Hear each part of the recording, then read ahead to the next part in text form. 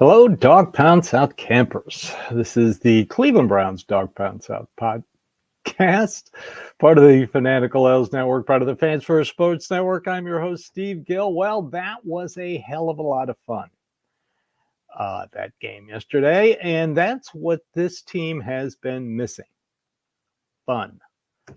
There were still problems. Don't get me wrong, and I'm planning on pointing them out to you, but it was fun watching it, and it was fun because you could see how this new offense should be working. On the pregame show, I mentioned that Jerry Jeudy, Elijah Moore, Cedric Tillman, and David Njoku should have big games. Well, they did. Love Cedric Tillman. He is really stepping up. But this is what I mean by this is how this offense is supposed to work. The 30-yard pass to Jerry Jeudy, that's how this offense is supposed to work. Yards after the catch. He catches it going over the middle, and then he turns it up, boom, 30-yard gain. That's how it's supposed to work. Now, running game, Nick Chubb, 16 carries, averaged 3.3 yards a carry. Dante Foreman really had a great game. They mixed in runs when they needed them, and the Ravens couldn't stop it at certain points. And this is the number one run defense in the NFL. And as per what I said, they are the worst passing defense in the NFL, and you could see why. They can't cover anybody, especially when Marlon Humphrey's hurt and the other two younger cornerbacks, Tampa and Wiggins, both didn't play. So there you have it. They did sack Winston twice, and he did fumble, gave him a touchdown basically right before the half. Did not like that. But let me ask you something. As you knew the Browns are going to get the ball back in the second half. Did you feel confident at halftime that they were going to go down and score? Because you know that's what Stefanski wanted to do, score before the half and then double dip and score at the beginning of the half. So I felt pretty good about it. The defense was playing incredibly well. For some reason, this defense plays Lamar Jackson better than anybody. And they also play Derrick Henry better than anybody. Over the years, when Derrick Henry was at Tennessee, I think his average against the Browns rushing yards was something like 80 yards. He had 73. Yeah, he broke off that big run. But after that big run and before that big one, was he really a factor in the game? No, he wasn't. And Lamar Jackson, he really looked uncomfortable. In the second quarter, he started to look a little frustrated, and that's what you got to do. Like I said on the pregame show, force him to get on third down. And again, second straight game in a row, the Cleveland defense. I think the Ravens were 2 for 12 or 2 for 10 or something like that on third down. 0 for 2 on fourth down. And same with the Bengals. The Bengals went last week went most of the game without converting a third down. They finally got some late in the game, but the defense right now is playing incredibly well. Unfortunately, JOK got hurt, and and Denzel Ward, another concussion. These are two of your better players. These are two players who are having Pro Bowl seasons, Ward and JOK.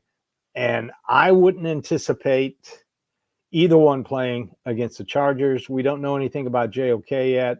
That looked very scary. I was glad to see and hear that he's got feeling in all his extremities.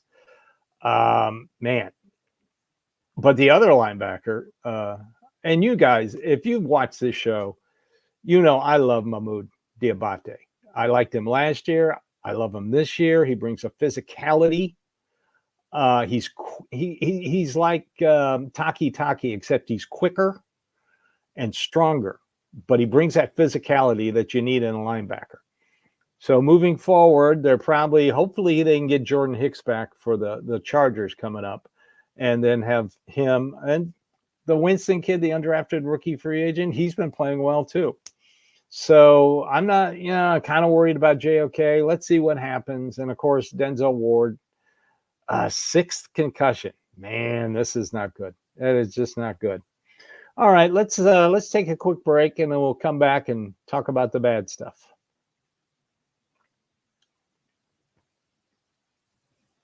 Okay. Jameis Winston nearly threw 3 interceptions.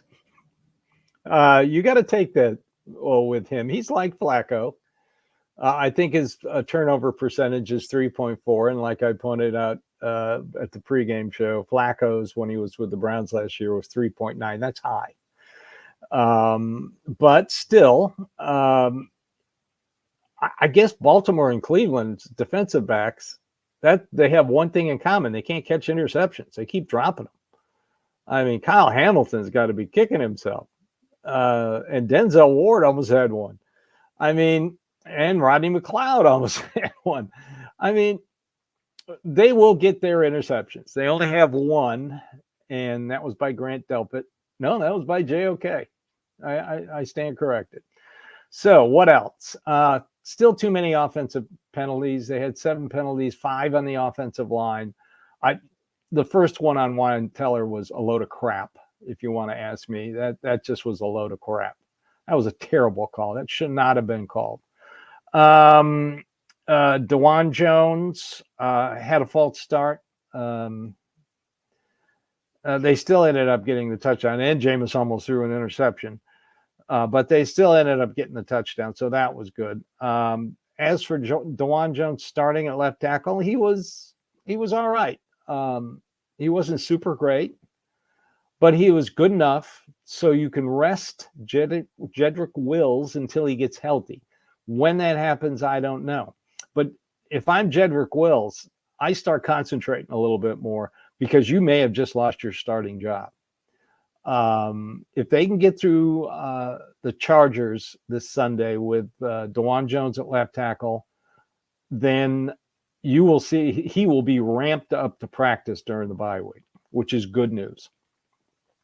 So healthy. You see what a healthy offensive line can do to an offense?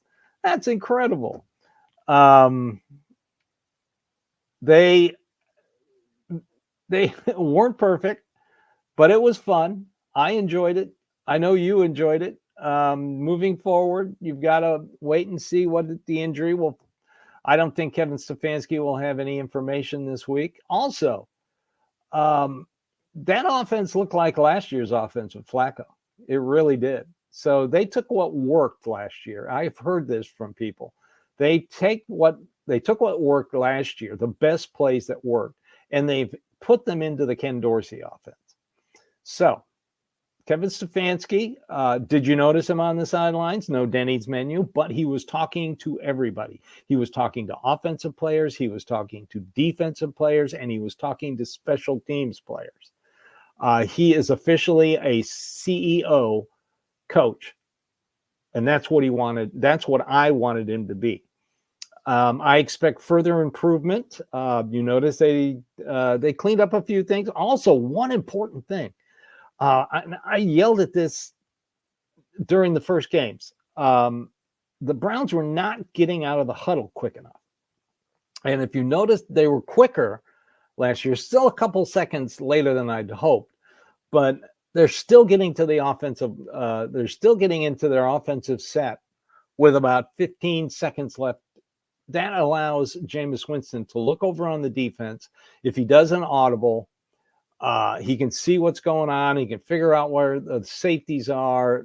That's what you want as an offense. You don't come out, and line up with about 10 seconds left on the clock. That's a disaster. You're hurrying. And if you're hurrying, mistakes happen. Also, he gets the ball out about a half second quicker than Deshaun Watson. And you could see that. He's more decisive. He'll throw into double and triple coverages just like Flacco would. But you could see a confidence throughout the team. Now all they need to do is get a returner. I love Jaden. I love the returner, but Dalen, Jaden, but oh gosh, we need to get a returner. That's why I was hoping for Naeem Hines to come back, but he's now stuck on the IR. He's done for the season. A lot of people are complaining that the Browns don't know how to count.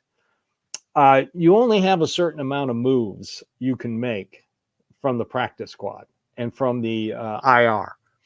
And they have been moving a lot of people up and down from the practice squad and getting people back from injured reserve. Wyatt Teller is a perfect example. Nick Chubb is another example. So you only have a certain amount of moves you can make, and they got 9 games left. So you've got to keep that available. So I wished he could play. I could see the potential of him in this offense. He would be dynamic, and he would add something to the return team that they don't have right now. Now I understand why last week against Cincinnati, they had Foreman out there on kickoff returns. Yikes. They need a returner, and they need to find somebody fast. So what else? Good pressure on Lamar. That's how you do it. They are now won 2 straight against Baltimore, 1 there, 1 here.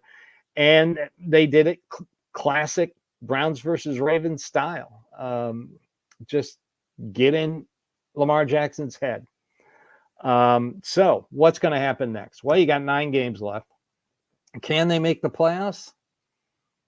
Yeah, I think they can. I mean, Cincinnati gets drubbed by the Eagles.